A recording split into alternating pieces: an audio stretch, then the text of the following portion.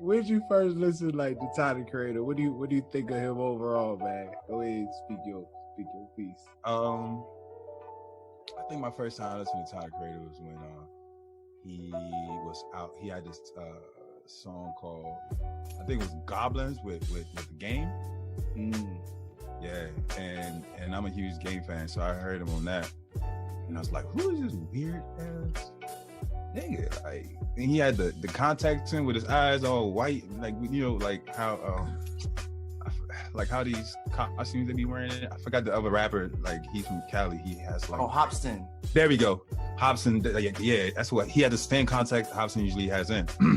So I listened to him that first song, and I was like, dang, he goes in. He was speaking some weird shit, and I was like, I like that weird shit. Like, and you hip hop, okay, and you like skating, okay, and it was just like so many things about his personality that I was like really, really like I could relate to. And then I started, do my research to some music, and then I heard Wolf. After Wolf, I just kept listening. He kept dropping projects on projects. It was just after that was it. He dropped Flower Boy. I was like, nigga, can you slow down? Like, chill. Like, Flower Boy, I think was my personal favorite. But I mean, as you can see, I'm sitting here right now. Yeah. So after Flower Boy, I was like hooked in. I was hooked in before, but Flower Boy just had me really caught up. I'm not the biggest Tyler Creator fan, so I'm curious. I mean, I always see when he dropping though. Yeah. Did he drop Cherry Bomb like that same year? Yeah, he dropped Cherry Bomb. Like, it was like a year right after Wolf, like 2 years after Wolf. Very consistent. I mean, very consistent. That's what I'm saying. That's why I was really I was like, bro, stop. And this man, and I'm like, if you work on majority of your projects and you be working on all your majority of instrumentals, like you produce, bro, you really. That's all you do. It's crazy. It's crazy. Shit is inspiring, bro. Like I look at myself and I'm like, damn, Nick, you slacking. This man over here, and then goes back and does the Pharrell weird shit that he be doing. Okay, you got it. His samples are wicked. Oh my god, that's not the samples. Yeah, no. Yeah, that's he. I gotta give it to him like as an overall artist. Yeah. And no pun intended, creator.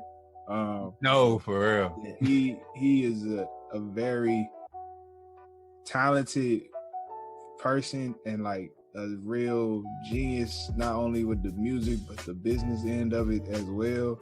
You got to give it to him with his clothing line, the label, him getting Our Future together at such a young age. Like everything he's done, TV shows, everything he's done so far has just been like so calculated.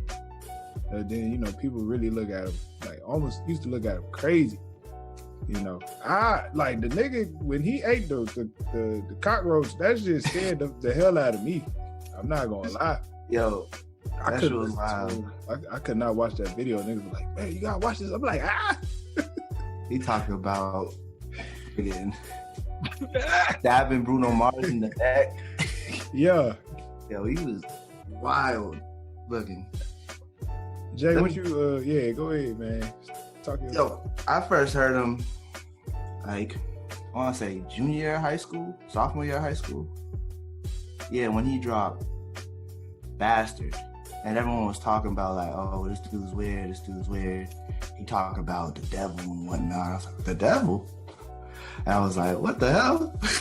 But then I heard Yonkers, and I was like, this kind of sound good. But everyone else was like, everyone I hung out with, they was like, oh, we don't fuck with that. That nigga's weird. So I had to listen to him in secret because I was like, my boys don't fuck with it. So I was like, I gotta listen to my own. And I was like, this nigga's nice. He was like, I was like resonating with what some of the shit he was saying because it was like a lot of shit he was saying was like just for shock value. But like if you look deeper, it was like he was just calling out like hypocrisy in like the industry and shit. Just in general, the hypocrisies and everything. And it was just like, I was like, oh, this is something. And Goblin, the album Goblin came out. I like that. And then again, Wolf. And then the next album. I was like, always listening to it on the low. Like, I didn't tell no one because I thought everyone was like, oh, he's weird. I can't, you can't listen to that. He's weird.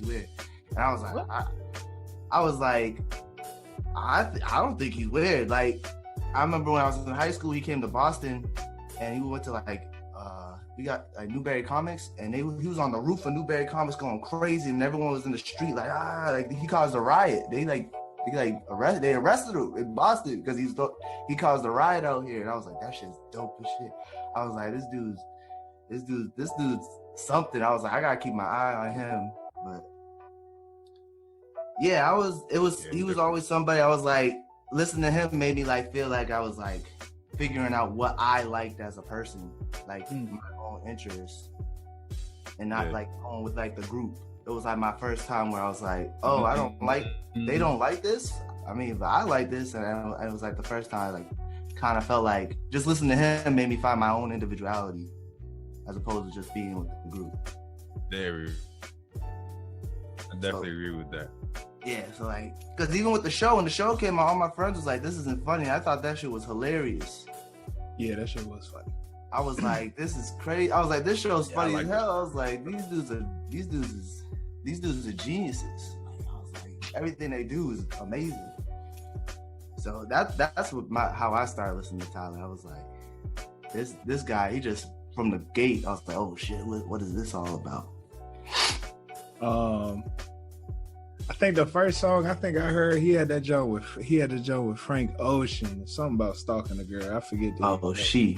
Yeah, She. I think I remember seeing that video because I remember listening to Frank Ocean first, and so you know, them being in the same group, you know, I was, you know, slowly listening to Tyler, and I think, you know, one of my favorites is that Our Future, when they was all that 12-minute rap. I think all of them was just like together. I think Tyler started off. Frank Ocean had like one of the best bars on that joint. Bumping ODs on the phone. Yeah, man. Yeah. I love that joint. I need to go back and find it, but that shit was dope. That's what got me hip. And I don't know, like, I just, you know, he just never dawned on me to like really listen to him for real. Like, I will watch like the interviews. Like, he's very entertaining on the interviews because he really don't care and stuff, but it just never dawned on me like to really go listen to him like that. But coming to you know, after Lord told me to check out Flower Boy, you know, I'm listening to it, and then when I got across Boredom, I was like, oh shit, that was on Insecure. Yeah. I added that to my driving playlist. But listening to it this week's been definitely a pleasure. It's like every time I listen to it, it's just enjoying it more and more. So you know, I'm not over to the flop side. Look, I'm not gonna sit and act like I don't know if I'm gonna be back on it when this episode is done with, but I will say it's a good album. Like, it's good, and I think Tyler Creator, at least for me, I know he gonna give me like one or two songs that I have to listen to. Like, I gotta listen to Boredom. I like See You. Is it See You Again? Yeah, See You Again. Him and Kali Uchis is a great combination. I think she got a song with him on one of her albums. Earthquake off of Eagle is just a fucking certified classic. Like, that song is just amazing to me. I don't know why. It's so catchy. So catchy. So like, you gotta get him in credit because he don't care really about the industry. Like, he don't care what nobody think. He gonna make music that he loves, and I really think Flower Boy gave him the opportunity to make Igor. Like, if the success of Flower Boy gave him that realization, like, yo, I'm gonna step out even further and show y'all what is really going on in my head right now. And so